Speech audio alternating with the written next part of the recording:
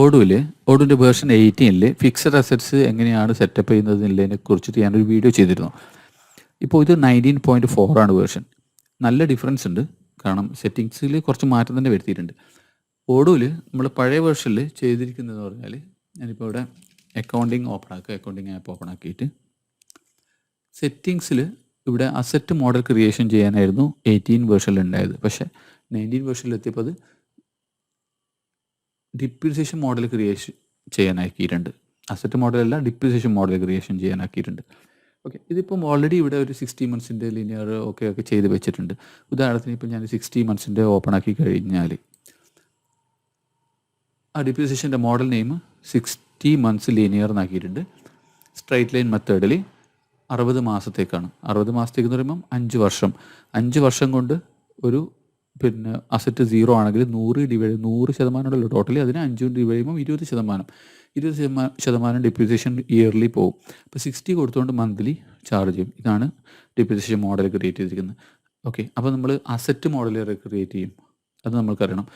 അക്കൗണ്ടിങ്ങിൽ പഴയ മെനു പോലെ തന്നെ അവിടെ എന്തുണ്ട്, ഒരു അസറ്റ് ഉണ്ട്, അസറ്റ് ഉണ്ട്. ശ്രദ്ധിക്കണം, ഇപ്പം നമ്മൾ പോയത് സെറ്റിങ്സിൽ മോഡൽ ക്രിയേഷൻ ആണ്. ഓക്കെ, ഡിപ്രിസിയേഷൻ മോഡൽ ക്രിയേറ്റ് ചെയ്തിട്ടു. അതിൽ നമ്മൾക്ക് 10% ഡിപ്രിസിയേഷൻ, 5%, 10, 20 ഇങ്ങനെ ഏതൊക്കെ മോഡൽ നമ്മൾ കമ്പനി ഉപയോഗിക്കുന്നുണ്ട്. ഡിഫറെൻറ്റ് കമ്പനി, അതായത് മെഷീനറിക്കും ഫർണിച്ചറൊന്നും ഒരുപോലെ ആയിരിക്കില്ലല്ലോ. അപ്പം അതിന് ഓരോന്നിനും ഡിപ്രിസിയേഷൻ്റെ വ്യത്യാസം ഉണ്ടാവും. പക്ഷേ ഫോർ എക്സാമ്പിൾ ഇപ്പോൾ മെഷീനറിക്ക് 20% ഡിപ്രിസിയേഷൻ നമ്മൾ സെറ്റ് ചെയ്യുന്നെങ്കിൽ ആ മെഷീനറി പല ടൈപ്പ് മെഷീനറി വരും. അതെല്ലാം ആ കാറ്റഗറിയിൽ വരും. അതിനാണ് അങ്ങനെ മോഡൽ ജനറേറ്റ് ചെയ്തിരുന്നത്. അതായത് ആ മോഡൽ എന്ന് പറഞ്ഞാൽ പലതിനും ഉപയോഗിക്കാൻ വേണ്ടിയിട്ട്. അപ്പം അസറ്റ് മോഡൽ വേണം. അസറ്റ് മോഡൽ എന്ന് പറഞ്ഞാൽ എന്താണ്, മെഷീനറീസ് നമ്മളിപ്പം നമ്മൾ കമ്പ്യൂട്ടർ വാങ്ങുന്നു, കമ്പ്യൂട്ടർ അക്കൗണ്ട് എന്ന് പറഞ്ഞിട്ട് ലെഡ്ജർ ക്രിയേറ്റ് ചെയ്യാൻ പാടില്ല.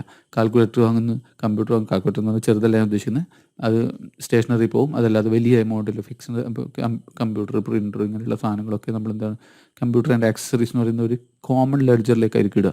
അല്ലാണ്ട് ലെഡ്ജർ ക്രിയേറ്റ് ചെയ്യില്ല ഓരോ അസറ്റിനും. ഒടുവിൽ അസറ്റ് എന്ന് പറയുന്നത് രജിസ്റ്റർ ആയിട്ടും, അതായത് ഇൻഡിവിജ്വൽ അസറ്റ്സ് രജിസ്റ്റർ പോലെയും അതെല്ലാം അടങ്ങുന്ന ഒരു ഗ്രൂപ്പിന് അസറ്റിൻ്റെ ലെഡ്ജറായിട്ടും ആണ് അത് ക്രിയേറ്റ് ചെയ്യേണ്ടത്. ഇപ്പം നമ്മൾ മെഷീനറീസ്, നമ്മൾ പല മെഷീനറി, ഇപ്പോൾ മാനുഫാക്ചറിങ് കമ്പനി ആണെങ്കിൽ പല മെഷീനറീസ് ഉണ്ടാവും. അപ്പോൾ ആ മെഷീനറീസ് ഒക്കെ ഒരു ലെഡ്ജറിലാണ് ക്രിയേറ്റ് ചെയ്യുന്നത്.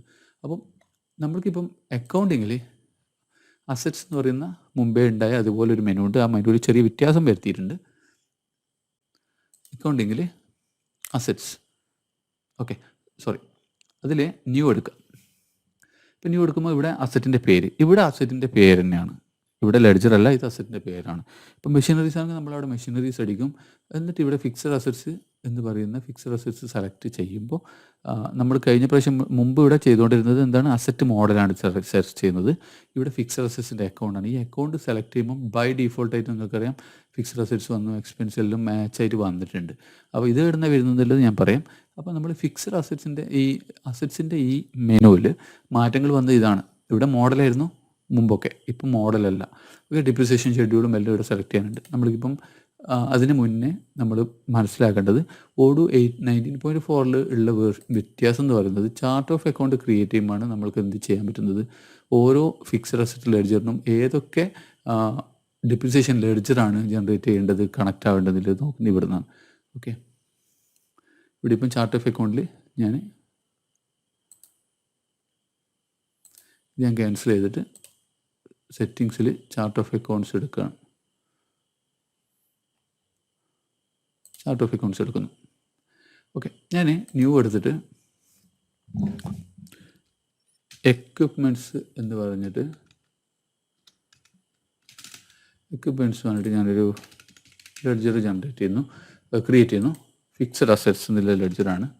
ശ്രദ്ധിക്കുക, ഇവിടെ ഇപ്പം വേറെ ഒന്നും ചോദിക്കില്ല കേട്ടോ, ഡിപ്രിസിയേഷനോ അല്ലെങ്കിൽ അക്യുമുലേറ്റഡ് ഡിപ്രിസിയേഷനോ അങ്ങനത്തെ ഒന്നും സാധനങ്ങളൊന്നും ഇവിടെ ഇല്ല. പക്ഷെ നമ്മൾ നോക്കുക, ഫിക്സഡ് അസറ്റ്സ് എന്ന് പറയുന്ന ടൈപ്പ് സെലക്ട് ചെയ്യുമ്പോൾ അത് സെലക്ട് ചെയ്യലോടുകൂടി ഡിപ്രിസിയേഷൻ ഏതാണ് എന്നിവിടെ വന്നിട്ടുണ്ട്. ഓക്കെ, ഡിപ്രിസിയേഷൻ ഏതാണെന്നില്ല വന്നു. അപ്പോൾ ഈ ഡിപ്രിസിയേഷൻ എന്ന് പറയുന്നത് 60 മന്ത്സ് ലീനിയർ നമ്മൾ സെലക്ട് ചെയ്തു. ഓക്കെ, 60 മന്ത്സ് ലീനിയർ, നമ്മൾ 60 മന്ത്സാണ് ഇത് എക്യുപ്മെൻറ്റ്സ് സെലക്ട് ചെയ്യുന്ന പറയാം. ഇനി അക്യുമുലേറ്റഡ് ഡിപ്രിസിയേഷൻ ലെഡ്ജർ ഏതാണ്, ഡിപ്രിസിയേഷൻ എക്സ്പെൻസസ് ഏതാണ്, ലെഡ്ജർ ഏതാണ് എന്നിവിടെ ചോദിക്കുന്നുണ്ട്. അതായത് നമ്മൾ മുമ്പ് ചെയ്തത് അസറ്റ് മോഡലാണ് ഇത് സെറ്റ് ചെയ്തിട്ടുള്ളത്. ഇവിടെ ഇപ്പം ചാർട്ട് ഓഫ് അക്കൗണ്ട് ക്രിയേറ്റ് ചെയ്യുമ്പോൾ തന്നെയാണ് നമ്മളോട് ചോദിക്കുന്നത്. Okay, 60 months. ഇത് അക്യുമുലേറ്റഡ് ഡിപ്രിസിയേഷൻ എന്ന് പറയുന്നത് നമ്മൾക്കറിയാം അസറ്റ്, അതായത് ബാലൻസ് ഷീറ്റ് ആയിട്ടാണ്. ഓക്കെ. അക്യുമുലേറ്റഡ് ഡിപ്രിസിയേഷൻ സാധാരണ അത് എഴുതുക എന്താണെന്ന് വെച്ചാൽ എക്യുപ്മെൻറ്റ്സ് എന്നാണ് ഫിക്സഡ് അസറ്റ്സിൻ്റെ പേരെങ്കിൽ നോർമലി നമ്മൾ എഴുതുന്നത് അക്യുമുലേറ്റഡ് ഡിപ്രിസിയേഷൻ ഡാഷ് എക്യുപ്മെൻറ്റ്സ് എന്നാണ് അങ്ങനെ എഴുതുക. ഓക്കെ, അതിനൊരു കോഡും കൊടുക്കുക. ഡിപ്രിസിയേഷൻ എന്ന് പറയുന്നത് പ്രോഫിറ്റ് ലോസ് അക്കൗണ്ടേക്കാണ്, ഇൻകം ആൻഡ് എക്സ്പെൻഡിച്ചർ അക്കൗണ്ടിൽ വരുന്ന ലെഡ്ജറാണ്, എക്സ്പെൻസ് ആണ്, അത് ഇയർലി പോകുന്ന എക്സ്പെൻസ് ആണ്, ശ്രദ്ധിക്കേണ്ടതാണ്.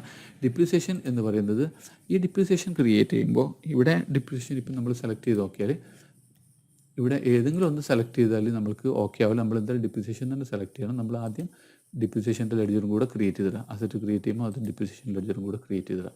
ഓക്കെ, അക്യുമുലേറ്റഡ് ഡിപ്രിസിയേഷനിൽ നോൺ കറണ്ട് അസറ്റ്സ് എന്ന് പറയുന്നത് അതായത് ഫിക്സഡ് അസറ്റ്സ് ടൈപ്പിലാണ് ഇതിൽ വരുള്ളൂ. ഓക്കെ, അപ്പം ആദ്യം തന്നെ നമ്മൾ ജനറേറ്റ് ചെയ്ത് വെക്കേണ്ടത്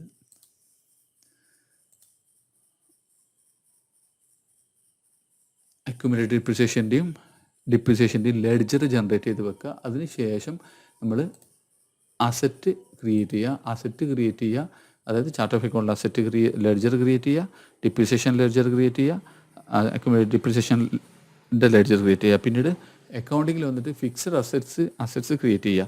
അതായത് ഡിപ്രിസിയേഷൻ മോഡൽ ആദ്യം ഉണ്ടാക്കിയിട്ടുണ്ടാവും, അതില്ലെങ്കിൽ അതും ഉണ്ടാക്കണം. അതിന് ശേഷമാണ് അക്കൗണ്ടിങ്ങിൽ വന്നിട്ട് നമ്മൾ എന്ത് ചെയ്യുന്നത് അസറ്റും കൂടെ ലെഡ്ജറും കൂടെ ക്രിയേറ്റ് ചെയ്യുന്നത്. പിന്നെ അസറ്റ് പിക്ക് ചെയ്യുന്നത് പർച്ചേസ് എൻട്രി ചെയ്യുമ്പോൾ ഉള്ള പിക്ക് ചെയ്യുന്നത് തൊട്ടടുത്ത വീഡിയോയിൽ പറയാം.